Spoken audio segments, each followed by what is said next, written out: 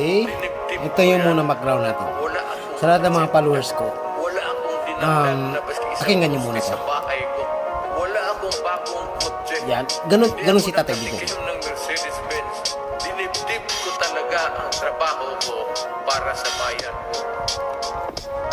Nung siya pa ang nakaupo, ramdam natin ang kaligtasan pagkat dahil sa kanya, ang krimen ay nabawasan. Mga ating inorasan at sila ay pinasuko. Sa bayan ng Pinas, siya ang tunay na may puso. Ngunit ngayong tapos na ang kanyang panunungkulan. Tatuhin ng gobyerno parang salot sa lipunan. Siya'y pinagkaisahan ng mga nakaupo sa laban mo. Kasama kaming mga taga ko, tabato. Ganito ba talaga ang batas sa Pilipinas? Sino pa yung nasa tama? Ay siya ba ang nakaposa? Kuti pa yung mga adik, meron kayong malasakit. E paano naman yung ginahasa? Pinatay lang adik. Sama-sama po tayo. Sama-sama po. Mimbaso bang imatay? No tagaw ang makagilag. Araw-araw may patayan na tila babaligsahan. At ang mga mahihirap ay lalo pang nahirapan.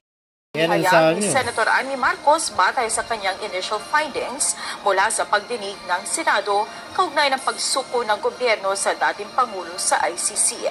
Samantala, iginiit naman ng Malacanang na walang nilabag na batas sa pagkakaaresto sa dating presidente.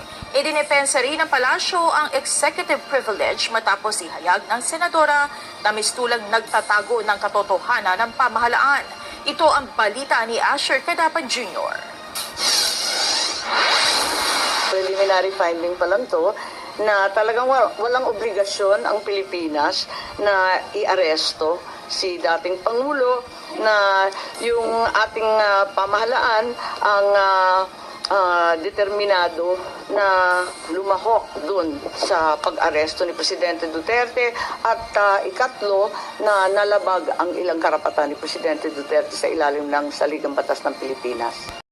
So, sa initial findings ni Amy Marcos,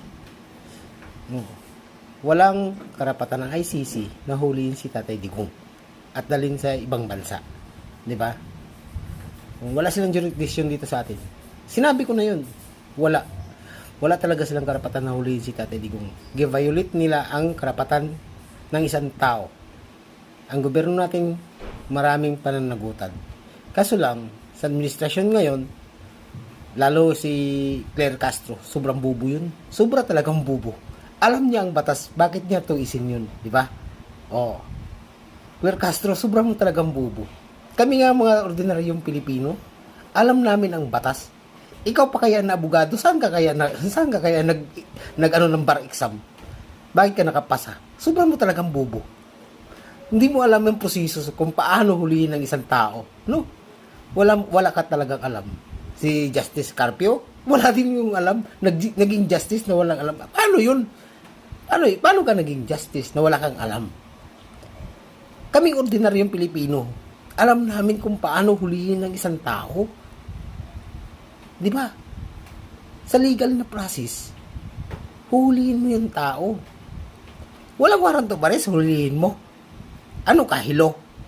Hello? Claire Castro, Carpio, Justice Carpio pa daw. Wala kang alam naman.